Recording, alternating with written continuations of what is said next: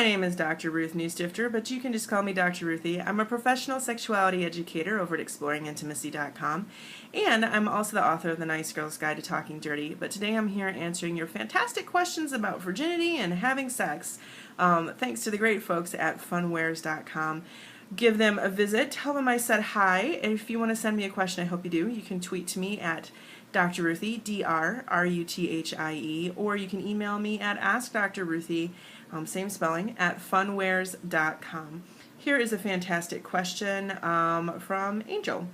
And Angel says, hey Dr. Ruthie, I'm 28. I lost my virginity at 26 and I've only had sex about 12 times.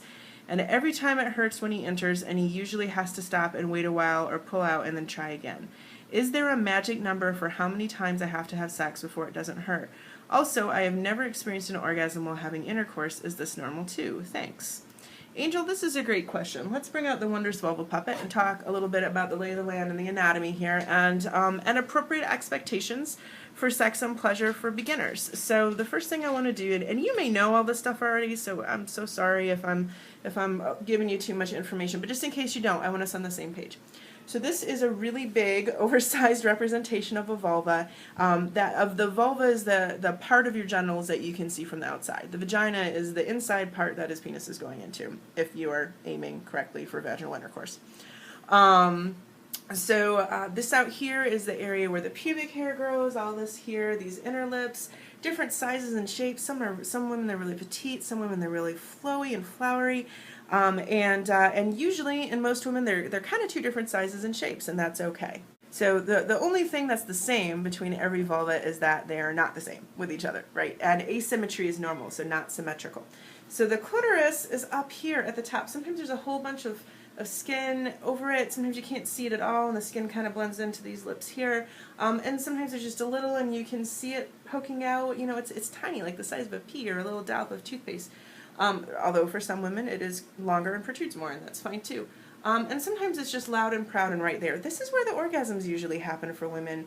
Wet, gentle, rhythmic stimulation of the clitoris, either right on it or right near it or the skin over it. So that's right, for most women, intercourse alone is not enough to make an orgasm. Or if it is, a lot of women still want to touch the clitoris too. Some women do have orgasms just from vaginal intercourse. If you do, there's nothing wrong with you. You're just in the statistical minority, but hey, congratulations to you. So there's lots of different ways to have sexual pleasure, and it's not just with the vulva. Down from the clitoris is the vagina, like I mentioned, and the G-spot is on the belly button wall, just a little ways inside. The urethra, where you pee out of, is just above the opening of the vagina. It's really tiny. It's very hard to see unless you're somehow able to see it in the middle of peeing with a mirror or something. But don't forget the rest of your body is wonderfully sensitive to sexual pleasure. You know, maybe the backs of your knees or your breasts or your neck, different for everybody. But you know, sexual pleasure doesn't just come from the vulva, which leads me to the next point, which is that sex is a lot more than intercourse. In fact, sometimes sex isn't intercourse at all. A lot of people have wonderful sex without putting a penis in a vagina or a mouth or an anus or anything like that, because hand stimulation to the vulva is a type of sex, oral stimulation to the vulva is a type of sex, sex toys, all of this wonderful sexual stimulation it all counts. And so your first question is there a magic number of times that you have sex before it stops hurting? That magic number should be 0. It shouldn't hurt at all, not even the first time you have sex. Now, for some women, the vaginal corona, the skin, sometimes it's called the hymen, over the opening of the vagina, it's generally worn away by the time you're having intercourse. It just happens. Tampons, riding horses, gymnastics, just walking around, normal stuff.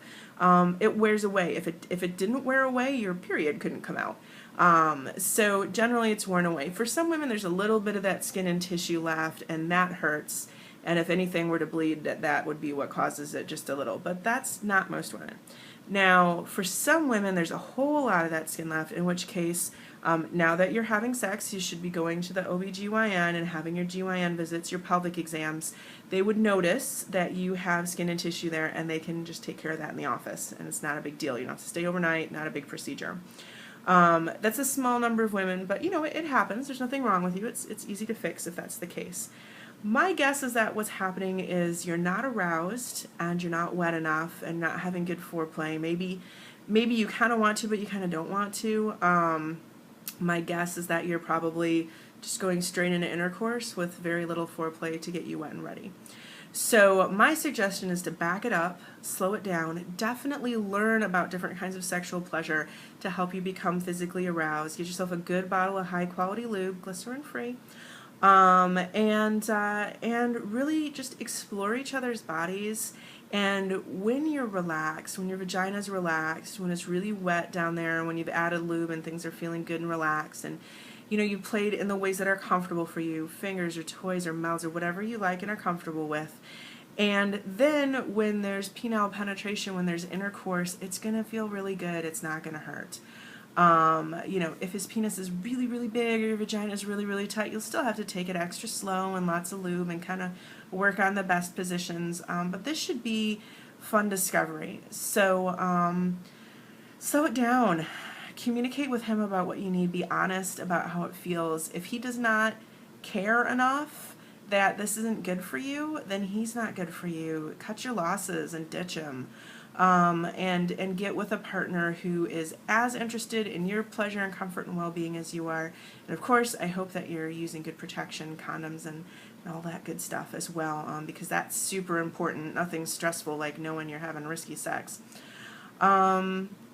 We talked a little bit about expectations for orgasm during intercourse. For most women, if they're going to have an orgasm during intercourse, so the penetration is happening down here with penis, fingers, whatever, then somebody is touching the clitoris up here or around the clitoris if it's too sensitive to touch. Again, lots of good lubrication. I would definitely recommend a website called scarletine.com. Go ahead and check that out. You can learn a whole lot about bodies and sex and stimulation. It's a free, comprehensive sex ed website. There's no porn on it or anything like that, just great information. So hopefully that'll help you too. I'm Dr. Ruthie. Have fun taking your time. If it hurts, you deserve a better situation, and make sure that you pursue that because you deserve it. And I will see you at the next video.